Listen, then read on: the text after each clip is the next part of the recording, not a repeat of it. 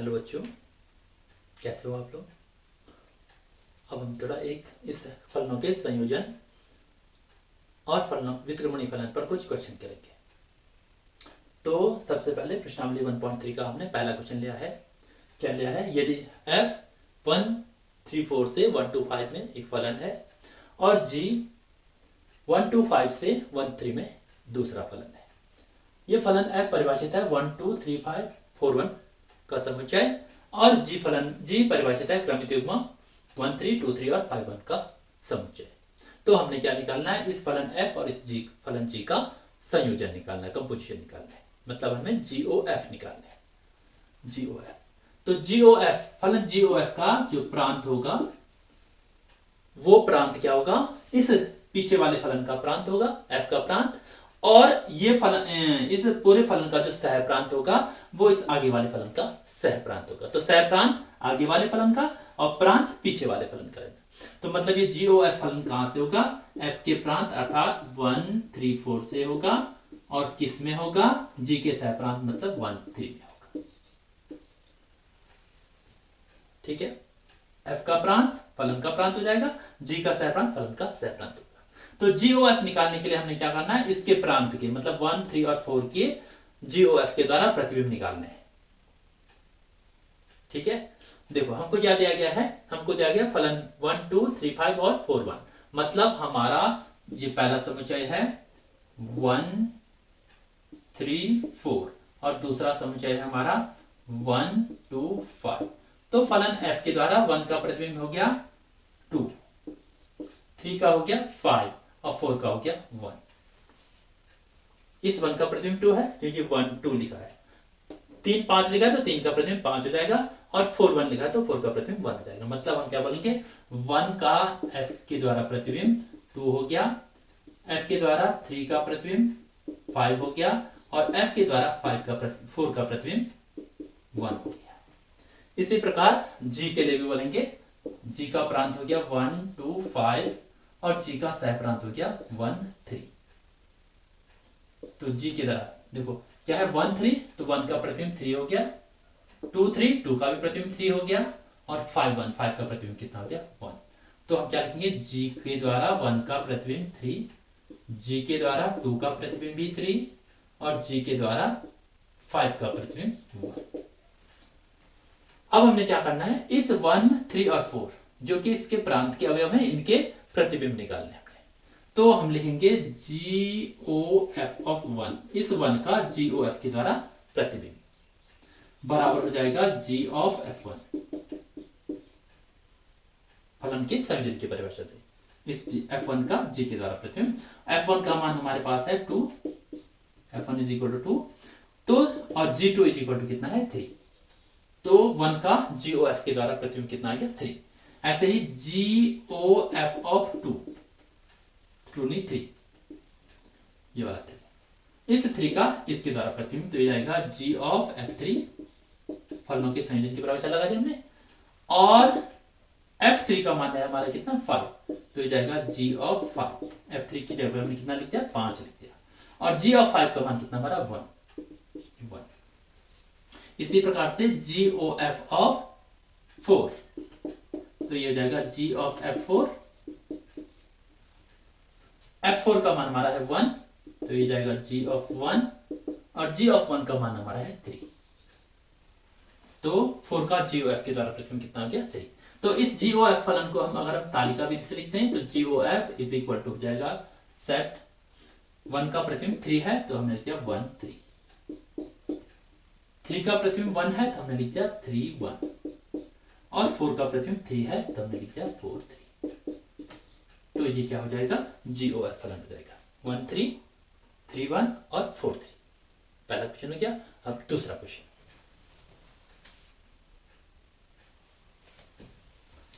दूसरा क्वेश्चन हमारा, यदि f g और h वास्तविक संख्याओं के समुच्चय r से वास्तविक संख्याओं के समुच्चय r में दिए गए फलन है तो सिद्ध कीजिए f plus g of h is equal to f of h plus g of h तथा f into GOH is equal to FOH into GOH। ये हमने सिद्ध करना है। ठीक है, तो पहले हम इसको सिद्ध करेंगे। हमारे पास क्या है? f plus g o h of x किसी वास्तविक संख्या x के लिए इसका मान निकालेंगे f plus g o h, f plus g o h of x, मतलब f प्लस जी का h के साथ संयोजन। संयोजन की परिभाषा लगाई हमने, तो जाएगा f plus g of h x, f of g of h x, ऐसे लिखते हैं इसको। ठीक है, किसकी है ये? फलनों के संयोजन की परिभाषा लिखी, फलनों के संयोजन से। अब हम इस पे क्या करेंगे? फलनों का योग की परिभाषा लगाएंगे, जो 11 में पढ़ा था हमने। एफ प्लस जी ऑफ, जैसे टी लिखते हैं तो f of t plus g of t लिखते हैं। यहाँ टी की जगह एच एक्स है तो हो जाएगा f of h x plus g of h x. यह है फलनों के योग से।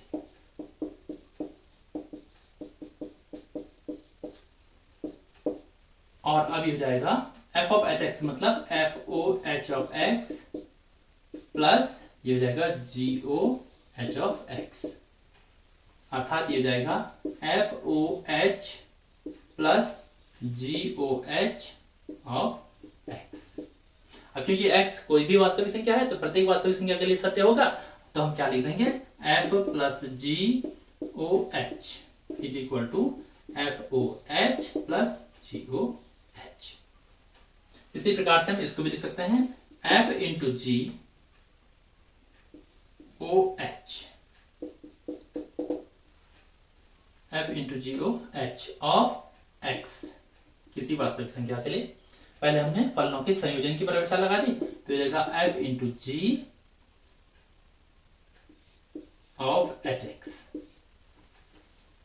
संयोजन की परिभाषा होगी, क्योंकि हम क्या लिखते हैं? हम लिखते हैं G O F is equal of X is equal to लिखते हैं जी ऑफ एफ एक्स, ऐसा लिखते हैं ना, तो हमने ऐसे यहाँ पे लिख दिया। अब क्या करेंगे? इसमें फलनों के गुणनफल की परिभाषा लगाएंगे कि f into g of t equal to f into t plus g, sorry into g to t, g of t, f of t into g of t, ऐसे बोल देंगे। तो यहाँ पे लिखेंगे f of h x into g of h x, अर्थात ये हो जाएगा हमारा एफ ओ जी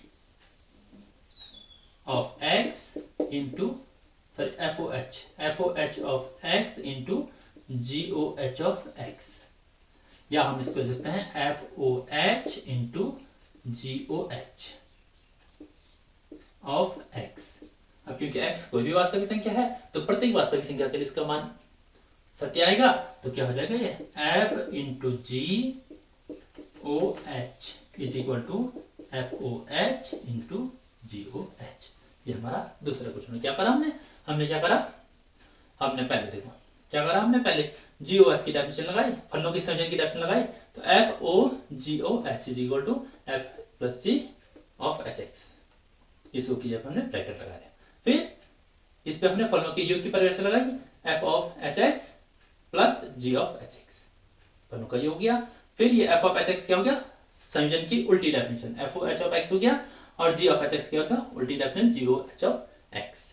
और फिर ये एक्स हमने दोनों के लिए लिया, तो f o h plus g o h of x हो जाएगा। ये प्रत्येक वास्तविक संख्या एक्स के लिए सत्य हो गया, तो हमने क्या f plus g o h equal to f o h plus g o h. ऐसे ही गुणा के लिए भी गया, f into g o h of x equal to f into g of h x, संयोजन की परिभाषा लगा दी।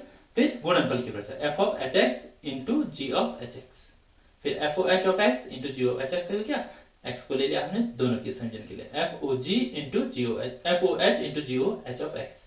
तो ये प्रत्येक वास्तविक संख्या के लिए सत्य होगा, तो f into g o h equal to f into f o h into g o h हो जाएगा। तीसरा क्वेश्चन, ये हमारा तीसरा क्वेश्चन है। क्या है? जी ओ एफ तथा एफ ओ जी ज्ञात कीजिए यदि पहला है f of x equal to mod x तथा g of x equal to mod of 5x minus 2, और दूसरा है f of x equal to 8x तथा g of x equal to x का 1/2। तो पहले इसके लिए निकालते हैं। पहला पार्ट क्या हो गया? G O f of x, g of निकालेंगे इसके लिए, तो ये हो जाएगा जी ऑफ एफ एक्स फलनों के संयोजन की परिभाषा से। अब एफ एक्स इक्वल टू कितना है, मॉड एक्स, तो यहाँ पर एफ एक्स की जगह क्या लिख देंगे, मॉड ऑफ एक्स लिख देंगे। ठीक हो गया। और जी ऑफ एक्स कितना क्या है, 5x माइनस 2, तो इसकी जगह पे क्या लिखेंगे, 5x माइनस 2 लिख देंगे। तो ये हो जाएगा हमारा g of mod x is equal to इतना पूरा 5x, x की जगह पे यहाँ मॉड x लिख देंगे, तो जाएगा mod of 5 of mod x minus 2। केवल हमने क्या करा, इस x के स्थान पे मॉड x लिख दिया, बाकी सब कुछ वैसे ही रहा। ये तो क्या GO है। और अगर हम f o g of x निकालते हैं तो ये हो जाएगा f of g x, g x का मान लिखते हैं हमने यहां से, तो ये जाएगा एफ ऑफ 5x माइनस 2 का मॉड, और फिर ये हो जाएगा, ये पूरी का मॉड है, तो मॉड ऑफ 5x माइनस 2 ऐसे हो जाएगा।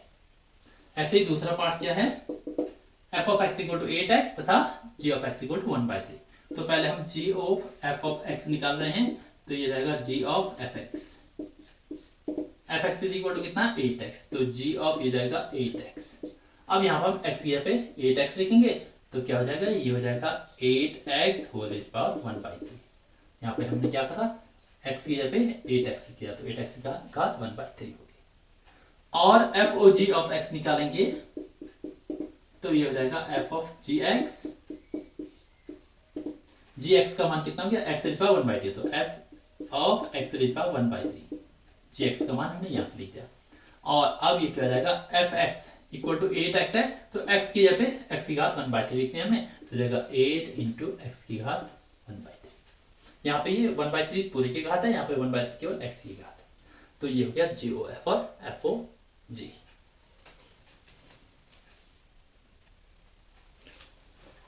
चौथा क्वेश्चन है, यदि f x equal to 4x plus 3 upon 6x minus 4, जहां की x 2/3 के बराबर नहीं है।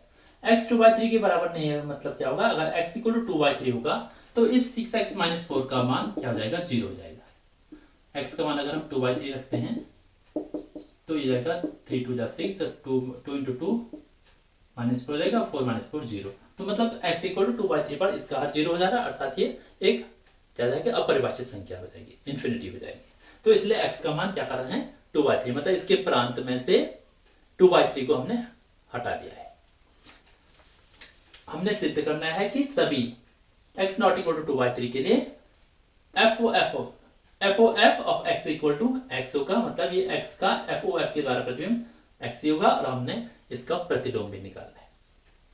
ठीक है, तो हमको क्या दे रखा है, f o f of x निकालना है हमने। ठीक है, कंपोजिशन की टाइप से लगा देना, एफ ऑफ एफ एक्स हो जाएगा ये, एफ ऑफ एफ एक्स। अब एफ एक्स का मान रखा हमने, एफ एक्स इक्वल टू कितना है, एफ ऑफ हो जाएगा 4x plus 3 upon 6x minus 4। ये वाला एफ एक्स का मान रख दिया। अब हम क्या करेंगे, f के इसका मान निकालने के लिए यहां x के स्थान पर इतना सारा लिखेंगे, पूरा ये लिखना पड़ेगा, क्योंकि एफ एक्स इक्वल टू इतना है ना, तो f इसका मान मतलब इसको t समझ लो, t मान लेते इसको, तो क्या हो जाएगा, f t equal to 4t plus 3 upon 60 minus 4 हो जाएगा, तो t की जगह इतना लिख देंगे, तो क्या हो जाएगा हमारा, ये हो जाएगा 4 इंटू t की जगह ये लिख दिया पूरा 4x plus 3 upon 6x minus 4। चलो पहले इसको t लिख देते हैं थोड़ी देर के लिए, ये हो जाएगा एफ टी, जहां t is equal to 4x plus 3 upon 6x minus 4। तो एफ टी का मान कितना हो जाएगा हमारा, फिर से 4t plus 3 upon 6t minus 4। अब t का मान वापस रख दिया हमने इतना, तो जाएगा 4 into 4x plus 3 upon 6x minus 4 plus 3 whole upon 6, फिर t का मान है क्या, 4x plus 3 upon 6x minus 4। इसको हमने सॉल्व करा, एलसीएम लिया हमने, ऊपर एलसीएम आया 6x माइनस 4 इन दोनों का, तो ये जाएगा 4 into 4x plus 3 into 6x minus 4। इसी प्रकार से हमने हर में भी एलसीएम लिया, ये आएगा 6x माइनस 4, तो ये जाएगा 6 into 4x plus 3 minus 4 into 6x minus 4। कितना हो गया ये हो गया हमारा 4 4 16x plus 12 plus 18x minus 12 upon 6x minus 4 whole upon ये हो जाएगा 24x प्लस 18 माइनस 24x, ये माइनस का प्लस जाएगा 16 होल अपॉन 6x माइनस 4। मतलब ये हो गया, यहाँ से हमारा 12 और 12 कट के, यहाँ से 24x और 24x कट के, तो जाएगा 6x plus 18x। 6x plus 18x हो गया हमारा 34x upon 6x minus 4 whole upon यहाँ पे कितना हो गया 18 प्लस 16, ये भी 34 अपॉन 6x माइनस 4। ये 6x माइनस 4 और 6x माइनस 4 कट जाएंगे क्योंकि ऊपर चला जाएगा, हमारे पास क्या बच जाएगा 34x अपॉन 34, ये 34 भी कट जाएंगे तो इक्वल जाएगा इक्वल टू x। तो f ऑफ x का f के द्वारा प्रतिबिंब x से मिला। ठीक है, पहला वाला पार्ट हमारा सिद्ध हो गया। दूसरा हमने क्या निकाला, इसका प्रतिलोम निकालना। प्रतिलोम निकालने के लिए हम माना क्या करेंगे, माना f का प्रतिबिंब क्या है, f इनवर्स है, f का प्रतिलोम f इनवर्स है। तो प्रतिलोम की परिभाषा से हो जाएगा f o f inverse of x is equal to x। किसी भी फलन और उसके व्युत्क्रम का, के संयोजन का किसी भी चर का प्रतिबिंब वही चर आता है। तत्समक फलन के समझिए। ठीक है, किसी फलन और उसके व्युत्क्रमणि का संयोजन एक तत्समक फलन होता है। तो f o f inverse x equal to x हो जाएगा। अब इस पे हमने डेफिनेशन लगाई f of f inverse x, composition की डेफिनेशन लगाई, इज इक्वल टू एक्स हो जाएगा। या यहाँ पर देखो f inverse equal to t लिख देंगे थोड़ी देर, तो यहाँ पर एक्स की जगह जहां जहां एक्स है वहां टी मतलब एफ इनवर्स एक्स आ जाएगा। तो क्या आ जाएगा 4 into f inverse x plus 3 upon 6 into f inverse x minus 4 is equal to x. क्या करा हमने, f of f inverse of x का मान निकाला जा रहा है, तो मैंने क्या करा, इसको थोड़ी देर टी मान लिया, तो देखा 4t plus 3 upon 6t minus 4। T का मान वापस एफ इनवर्स एक्स से किया तो इतना आ गया। ठीक है, यहाँ पे क्रॉस मल्टीप्लिकेशन कर देंगे तो जाएगा 4 of f inverse x plus 3 is equal to 6 into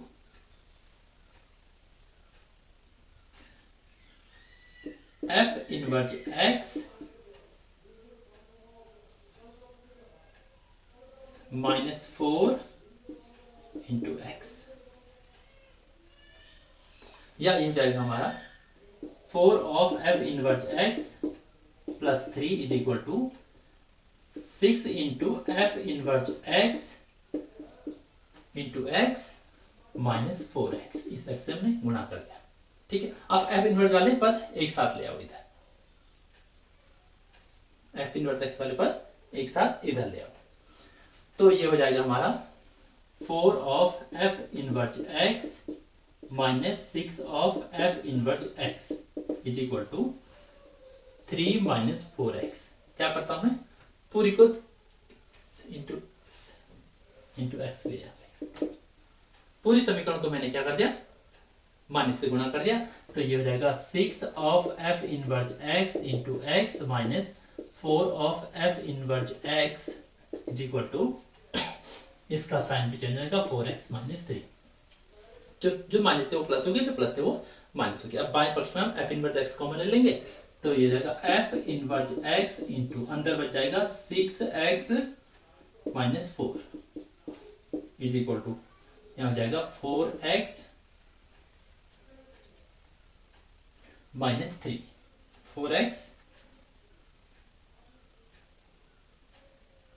4x minus 3, sorry ये माइनस था, ये माइनस ही था, तो जब हमने ये माइनस था, ये 3 जाके यहाँ जाके माइनस हो गया, तो जब हमने माइनस साइन से इंटू करा तो ये क्या गया, प्लस हो गया था 4x प्लस 3, और ये जाएगा f inverse x is equal to बाहर दे देंगे 4x plus 3 upon 6x minus 4। ये क्या हो गया, एफ इनवर्स एक्स का मान आ गया। और देखो यहाँ पर क्या है, f o f equal to x, तो एफ इनवर्स एक्स का मान भी क्या आ रहा है, एफ इतना एफ एक्स के बराबर है, क्योंकि देखो इन दोनों का कंपोजिशन आइडेंटिटी हो रहा है ना, तो आइडेंटिटी कब होगा, जबकि एक दूसरे के वो क्या होंगे, व्युत्क्रम होगा। तो f का जो व्युत्क्रम होगा वो f ही होगा। तो देखो f इनवर्स x और fx दोनों समान है, तो इसका मतलब f का व्युत्क्रम f ही है। तो f inverse x equal to वही आया जो कि fx का मान था। तो ये fx ये इनका व्युत्क्रम हो गया। ये पांचवा क्वेश्चन है, कारण सही बताइए कि क्या निम्नलिखित फलनों के प्रतिलोम अस्तित्व में है या नहीं है। पहला फलन है f 1 2 3 4 से क्या है, एकल समुच्चय 10 में है, जहां f इक्वल टू 1 10 2 10 3 10 4 10। तो देखो ये फलन क्या है, f क्या लिखा हमको, f जो है 1 2 3 4 से और 10 में एक फलन है। मतलब अगर हम इसको दिखाते हैं तीर विधि से, तो 1 2 3 4 ये प्रांत हो गया और ये सह प्रांत 10 हो गया। तो अगर हम इनके प्रतिबिंब निकालेंगे तो 1 का प्रतिबिंब 10 है, 2 का प्रतिबिंब 10 है, 3 का प्रतिबिंब 10 है और 4 का प्रतिबिंब 10 है। मतलब प्रांत के सभी अवयवों के सह प्रांत में क्या है, केवल एक ही प्रतिबिंब है, समान प्रतिबिंब है। प्रांत के भिन्न भिन्न अवयवों के सह प्रांत में समान प्रतिबिंब है। और हमको पता है कि कोई भी फलन व्युत्क्रमणीय होगा, अर्थात उसका प्रतिलोम अस्तित्व में होगा। कब जबकि वो एकाकी भी हो और आच्छादक भी हो। मतलब यहाँ प्रांत के भिन्न भिन्न अवयवों के सह प्रांत में भिन्न भिन्न प्रतिबिंब होने चाहिए, और साथ ही साथ सह प्रांत का कोई भी अवयव खाली नहीं छूटना चाहिए। तो देखो यहाँ पर यदि भी आच्छादक तो है लेकिन एकाकी नहीं है। यहाँ भिन्न भिन्न अवयवों के 1 और 2 अलग अलग हैं, लेकिन प्रतिबिंब उनका 10 ही है। ऐसे 3 और 4 भी अलग अलग है, लेकिन प्रतिबिंब क्या उनका 10 है। तो क्योंकि ये फलन एकाकी नहीं है, तो ये क्या होगा, इस फलन का प्रतिलोम अस्तित्व में नहीं होगा। पहले फलन का प्रतिलोम अस्तित्व में नहीं होगा। दूसरा में देखो, दूसरा फलन है 5 6 7 8 से 5 6 7 8, और यहाँ है ये है 1 2 3 4, ये सह प्रांत है। 5 का प्रतिबिंब 4 है, 6 का प्रतिबिंब 3 है, 7 का भी प्रतिबिंब 4 है और 8 का प्रतिबिंब 2 है। यहां पर हम क्या देंगे, 5 का प्रतिबिंब 4, 6 का 3, 7 का 4 और 8 का 2।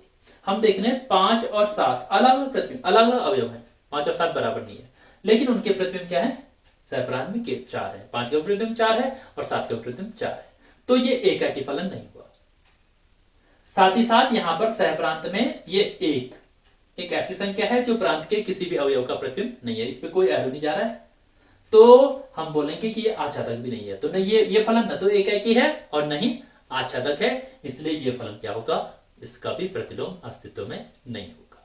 पहले फलन का प्रतिलोम इसलिए अस्तित्व में नहीं था क्योंकि वो एकाकी नहीं था। आच्छादक तो था लेकिन एकाकी नहीं था, इसलिए उसका प्रतिलोम अस्तित्व में नहीं था। दूसरा फलन न तो एकाकी है और न ही आच्छादक है, क्योंकि 5 और 7 के समान प्रतिबिंब हो रहे हैं, एकाकी नहीं हुआ।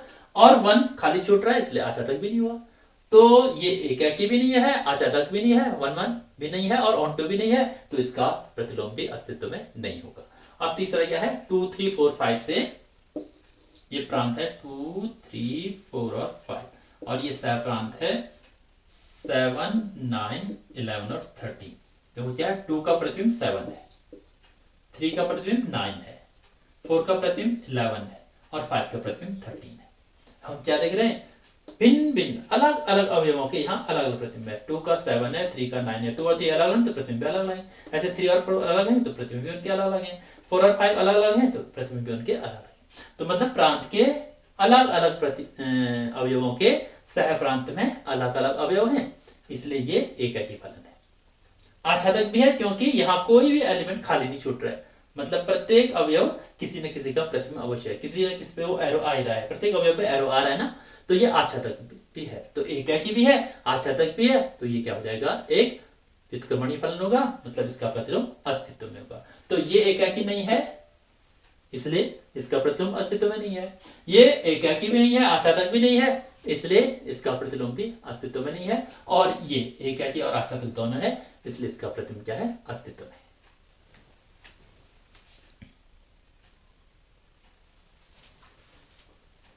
छठा क्वेश्चन है, सिद्ध कीजिए कि f -1 से r वास्तविक संख्याओं के समुच्चय में एक फलन है और fx इक्वल टू x/x+2 से द्वारा परिभाषित है। हमने सिद्ध करना है कि ये एकाकी फलन है और साथ ही साथ इसका प्रतिलोम भी ज्ञात करना है। ठीक है, तो इसको एकाकी सिद्ध करने के लिए क्या करेंगे, इस प्रांत के दो कोई भिन्न भिन्न अवयव ले लेंगे और उनके सहप्रांत में भिन्न भिन्न क्या दिखाएंगे, प्रतिबिंब दिखाएंगे। या हम क्या करेंगे कि दो समान प्रतिबिंब ले लेंगे और प्रांत में उनको भी समान दिखा देंगे। तो देखो क्या है, मान लेते हैं, माना x1 और x2 इस प्रांत -1 के दो अवयव हैं।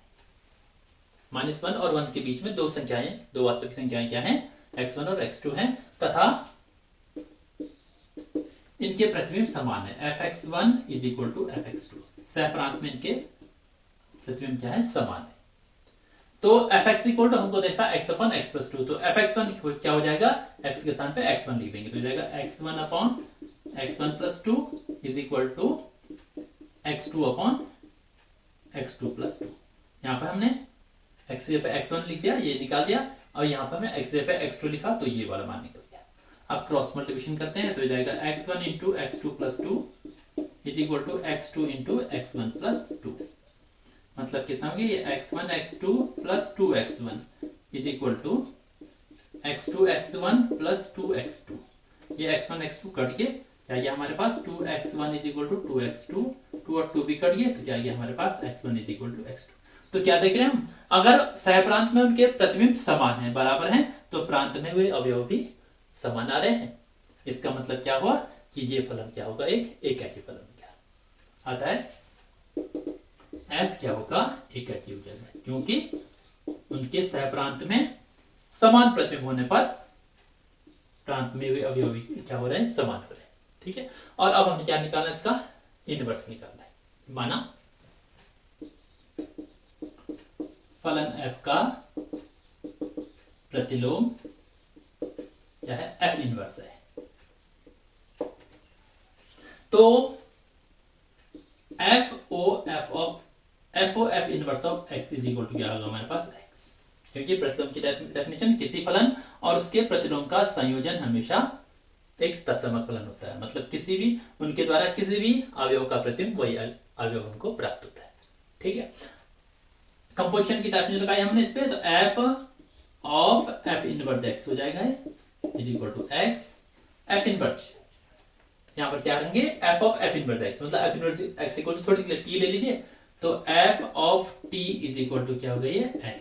t का ft का मान निकालेंगे तो हो जाएगा t/t+2 = x। t का मान वापस रखा तो f इनवर्स x + 2 = x हो जाएगा। या क्रॉस मल्टीप्लिकेशन कर देंगे तो f इनवर्स x = ये हो जाएगा f इनवर्स x + 2 × x, या ये हो जाएगा f इनवर्स x + 2x। इसको इधर ले आओ तो हो जाएगा f inverse x - x × f inverse x = 2x। f inverse x हमने कॉमन ले लिया इसमें तो हो जाएगा 1 - x = 2x, या f inverse x = 2x/1 - x। ये क्या हो गया, f इनवर्स x भी निकल गया हमारा। ठीक है, तो आज इतना ही करेंगे आप। Thank you.